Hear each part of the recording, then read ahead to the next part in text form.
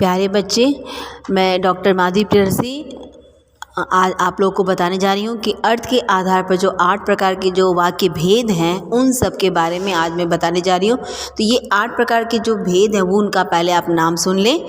सबसे पहले विधानवाचक, विस्मयवाचक, संकेतवाचक, संदेहवाचक, प्रश्नवाचक, निषेधवाचक, आज्ञावाचक और इच्छावाचक। ठीक है, ये 8 प्रकार के जो वाक्य हैं उन वाक्यों में हम लोग सबसे पहले देखेंगे कि विधानवाचक क्या होता है। विधानवाचक वाक्य का मतलब होता है सिंपल सेंटेंस, यानी जो बिल्कुल साधारण वाक्य होते हैं, जैसे सूरज उगता है, वह घर जाता है। आप ये वाक्य छोटे भी ले सकते हैं और बड़े भी ले सकते हैं, पर ये सिंपल सेंटेंस होता है।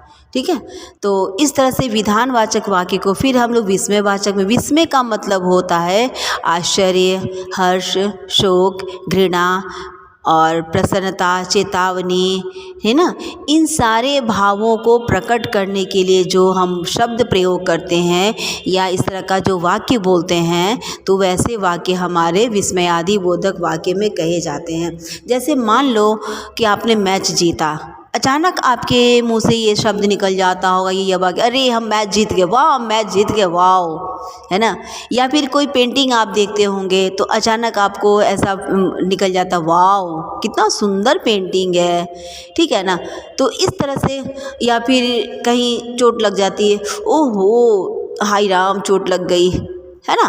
तो ऐसे ऐसे जो दुख को या हर्ष खुशी को या फिर आश्चर्य को प्रकट करने के लिए जो वाक्य जो शब्द होते हैं उन्हें हम विस्मयादि बोधक में लेते हैं। ठीक है, तीसरा भेद है संकेतवाचक। संकेत करना मतलब एक तरह से इशारा करना, इंगित करना, ये बताना कि ये काम तब होगा जब आप ये करेंगे, ठीक है ना। तो जैसे मान लो अभी मैं बोल रही हूँ कि वर्षा अच्छी होगी तो फसल अच्छी होगी, ठीक है। यानी फसल अच्छा होना इस बात पर निर्भर करता है कि वर्षा होगी कि नहीं होगी। यदि वर्षा अच्छी होगी तो फसल भी अच्छी होगी, है ना।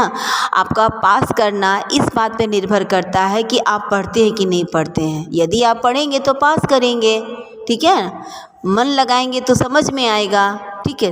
तो वर्क करेंगे तो आपका होमवर्क कंप्लीट होगा। तो कोई भी बात जहाँ ये एक चीज़ें तो देखते हैं इसमें क्या हम लोग कि ऐसा संकेत करने के लिए तो यूज़ किया जाता है। तो एक ऐसा योजक शब्द है जिनको हम यूज़ करते हैं। हाँ, यदि देख कर चलते तो चोट नहीं लगती, ठीक है। यदि रेनकोट पहनकर निकलते तो बारिश में नहीं भीगते, ठीक है।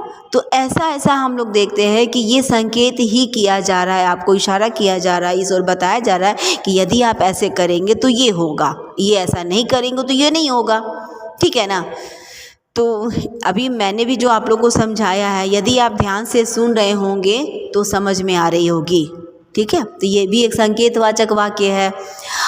चौथा भेद है जो है संदेहवाचक, ठीक है ना। तो संदेहवाचक का मतलब होता है जहाँ पर संदेह हो, शंका हो, अंदेशा हो, आशंका हो, ये सारे मैंने संदेह का पर्यायवाची बोला। इंग्लिश में तो एक वर्ड मैं बोल रही हूँ डाउटफुल, ठीक है। तो जहाँ पे किसी बात से संदेह प्रकट हो तो हमारे संदेह प्रकट करने के लिए हमारे पास कुछ शब्द हैं। हम क्या बोलते हैं उस जगह पे? शायद, हो सकता है, संभव है, पता नहीं, यानी ये भी नहीं ठीक से पता है ना, पता नहीं, शायद, संभव, हो सकता है। तो ये शब्द जहाँ प्रयोग कर देते हैं हम लोग वाक्य में, तो ये वाक्य हमारा संदेहवाचक हो सकता है। जैसे आपने बोला शायद पिताजी ऑफिस चले होंगे, मम्मी खाना बना ली होगी, वो दिल्ली चला गया होगा, है ना। हो सकता है वो दिल्ली चला गया हो, संभव वो दिल्ली चला गया हो। तो इस तरह का कुछ भी हम लोग बोलते हैं तो ये वाक्य हमारे जो होते हैं वो क्या हो जाते हैं? संदेहवाचक में आते हैं, ठीक है ना।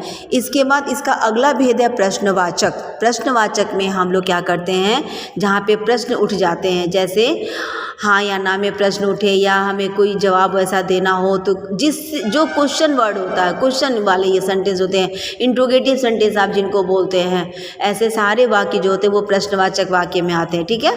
जैसे तुम्हारा नाम क्या है, तुम कहाँ जा रहे हो, आज तुम क्यों नहीं स्कूल आई, तुमने क्यों नहीं पढ़ा, तुमने क्यों नहीं होमवर्क किया, ठीक है। तो ये सारे जो होते हैं ये प्रश्नवाचक वाक्य में आ गए। फिर इसके बाद अगला है निषेधवाचक। निषेध का मतलब होता है नहीं, प्रवेश निषेध आप लोगों ने देखा होगा, बहुत जगह पे लिखा हुआ, यानी यहाँ प्रवेश करना मना है, नहीं जाना है आपको यहाँ, तो प्रवेश निषेध। तो ये निषेध का मतलब, यानी जिस सेंटेंस को आप निगेटिव सेंटेंस बना रहे हो, जिसमें आपका नहीं यूज़ हो गया है, नहीं, न, मत, ये जहाँ यूज़ कर दिए आप, वहाँ वो सेंटेंस आपका निषेधवाचक वाक्य बनेगा। जैसे आपको ये नहीं पढ़ना है, ठीक है ना। तो अर्थ के आधार पर आपको पढ़ना है और रचना के आधार पर वाक्य के भेद आपको नहीं पढ़ना है। तो रचना के भेद पर, रचना के आधार पर आपको वाक्य भेद नहीं पढ़ना, ये आपका नेगेटिव सेंटेंस हो गया, ये आपको मना किया जा रहा है, ठीक है, कि आपको नहीं पढ़ना है, ठीक है। तो इस तरह से ये निषेधवाचक वाक्य में। आज्ञावाचक, जहाँ पे हम किसी को आज्ञा देते हैं, यानी परमिशन देते हैं, ठीक है, तो वहाँ पे जैसे तुम क्लास के बाहर जाके खड़े हो जाओ, तुम अभी ये निकाल कर पढ़ो, तुम ये हिंदी व्याकरण निकाल के पढ़ो, तुम वहाँ चले जाओ, तुम्हें वहीं जाना होगा। तो इस तरह से करने के बाद जो हम आज्ञा दे देते हैं, ऑर्डर जो दे देते हैं, वो हमारा आज्ञावाचक वाक्य में आ जाता है। इच्छावाचक में होता है कि तुम पढ़ ली होती, तुम ऐसा कर लेती, है ना। तो ये भी जो हो जाए, वो हमारी जो से तुम, ईश्वर करे तुम सफल हो और इसमें, तो ये सब जो बातें बोलते हैं, जहाँ हमारी इच्छा प्रकट होती है ना, जिन वाक्यों से, वो हमारा इच्छावाचक वाक्य में आ जाता है। इच्छा मतलब हम यहाँ पे बताना चाहते हैं कि हमारे जहाँ पे किसी ऐसे वाक्य से जहाँ मन की इच्छा प्रकट होती है, वो इच्छावाचक वाक्य में आ जाता है।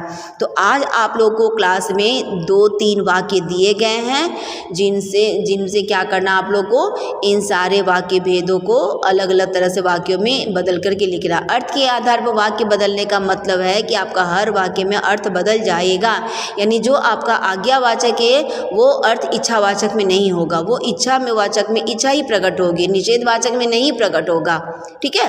तो अर्थ के आधार पर में जो जितने भी वाक्य लिखेंगे आप, उन सभी में आपके अर्थ भी बदलते जाएंगे।